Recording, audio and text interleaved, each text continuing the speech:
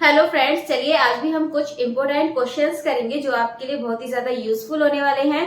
तो video start करने से पहले आप इस चैनल को सब्सक्राइब कर लीजिएगा अगर आप इस चैनल पर नए हैं तो चलते हैं हमारे क्वेश्चंस की तरफ। तो क्वेश्चन है कि आपको यहाँ पे पी क्यू, इसको हम कुछ लेट कर लेते हैं आर, ये आपको गिवन है और आपको आर एस टी भी गिवन है। तो आपको ये बीच वाला एंगल एक्स की वैल्यू फाइंड करनी है। तो इसके लिए हम क्या करेंगे, इसके पैरेलल यानी समांतर एक लाइन ड्रॉ कर लेंगे। जब ये वाली हम लाइन ड्रॉ करेंगे तो यहाँ पे एक एंगल हो जाएगा और एक यहाँ पे, और हम इसका नाम दे देते हैं ए बी। तो आप सिंपली पहले ये और ये एंगल फाइंड कर लेंगे। तो इस एंगल को निकालने के लिए क्या करेंगे, 110 प्लस इसको मान लेते हैं y और इसको z, जिससे आपको आसानी हो। तो y इज इक्वल टू कितना हो जाएगा 180। तो y इज इक्वल टू 180, 110 उधर चला जाएगा तो ये कितना बचेगा आपका 70। अब इसके बाद सेम हम इस वाले एंगल को निकालेंगे तो 130 प्लस z करके, तो 130 plus z is equal to 180। तो यहाँ पे आपका z हो जाएगा 180 माइनस 130 इज इक्वल टू कितना हो जाएगा ये माइनस करके 50। आपके पास ये दोनों आ गए, y आ गया हमारा ये 70 और z आ गया हमारा ये 50। अब आपको ये बीच वाला एंगल फाइंड करना है तो सिंपली आप ये प्लस ये इज इक्वल टू 180 रख दीजिए।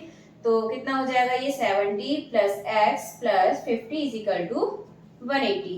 तो x इज इक्वल टू 180 और 70 50 कितना होता है 120, जो कि दूसरी साइड जाके हो जाएगा माइनस का। तो x इज इक्वल टू ये हो गया आपका आंसर 60। तो यहाँ पे जो x की वैल्यू आएगी वो कितनी आएगी 60।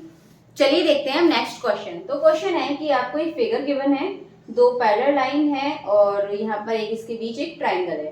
तो आपको यहाँ पे गिवन है ए वाई सी जो कि 50 है और दूसरा है आपका ये वाई डी, मतलब ये वाला जो बाहर वाला एंगल है 127। तो आपको वैल्यू फाइंड करनी है एक्स और वाई की। तो सिम बहुत ही आसान तरीके से करेंगे, तो चलिए करते हैं। सबसे पहले ये जब जेड वाली शेप बन रही हो, मतलब ये वाला एंगल इसके इक्वल होगा, तो क्या लिख सकते हैं 50 plus y is equal to 127। अब इसके बाद y इज इक्वल टू कितना हो जाएगा 127 माइनस 50। जब हम इसमें से 50 को माइनस करेंगे तो ये कितना बचेगा आपका 77। तो सिंपली आपका ये y निकल के आ गया यहाँ पे 77। अब इसके बाद हम ये वाला x निकालेंगे तो देखिए यहाँ भी ये z वाली शेप बनी हुई है, तो इसका मतलब ये 50 इज इक्वल टू x। तो x की जो वैल्यू होगी वो कितनी होगी 50 और y की कितनी थी 77। इस वाले क्वेश्चन में आपको यहाँ पे एक फिगर दिया गया है और इसमें आपको ये वैल्यू भी गिवन है। तो आपको इसमें वैल्यू फाइंड करनी है एस क्यू टी, आपको ये वाला एंगल फाइंड करना है। तो इसके लिए हम सबसे पहले क्या करेंगे, हम इसके एंगल तब फाइंड कर सकते हैं जब हमारे पास ये वाला एंगल हो। तो इसको निकालने के लिए सबसे पहले हम ये वाला एंगल निकालेंगे और ये इसके इक्वल हो जाएगा करस्पॉन्डिंग। तो ये वाला निकालने के लिए हम क्या करेंगे, इन तीनों का सम इज इक्वल टू 180। तो एक काम करते हैं 180 में से इन दोनों के सम को माइनस कर देते हैं। तो 95 और 40 कितना हो जाएगा 135। 135 को जब माइनस करेंगे तो ये हो जाएगा आपका 45। तो यहाँ पे जो इसका आया ये आया एंगल 45। तो ये वाला जो एंगल होगा वो भी कितना होगा आपका 45। अब इसके बाद हमें ये वाला एंगल निकालना है तो हम इसको सिंपली प्लस कर देंगे। इन तीनों का प्लस इज इक्वल टू 180। तो 180 में से फिर से हम इन दोनों के सम को माइनस कर देंगे।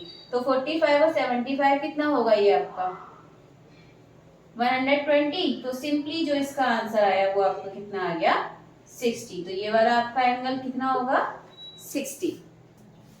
इस क्वेश्चन में आपको VAE गिवन है और इसके बाद आपको CDE गिवन है और आपको फाइंड करना है DCE। तो आपको इसमें वैल्यू फाइंड करनी है DCE की।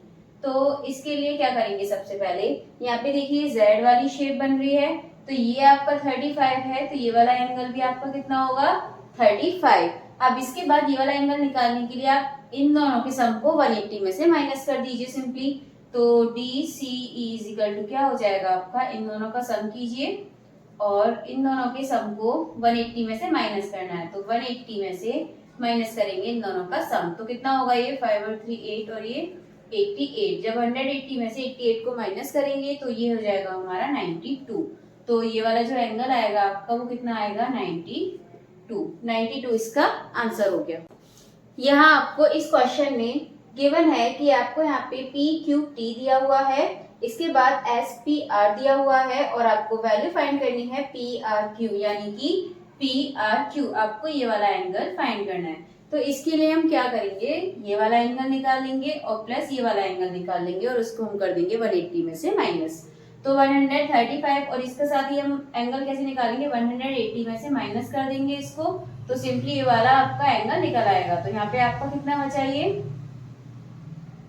45, तो ये एंगल कितना है आपका 45। अब इसी तरीके से ये वाला एंगल निकाल लेंगे, तो सेम 180 में से इस 110 को माइनस कर देंगे तो आपका ये एंगल आ जाएगा। तो यहाँ पे आपका ये कितना बचा 70, तो 70 हो गया आपका ये वाला एंगल। अब ये वाला निकालने के लिए पी क्यू आर निकालने के लिए अभी जो हमने दो एंगल निकाले हैं उसके सम को आप कर दीजिए 180 में से माइनस। तो 70 प्लस 45, तो 180 माइनस 70 और 45 ये कितना होगा आपका 115।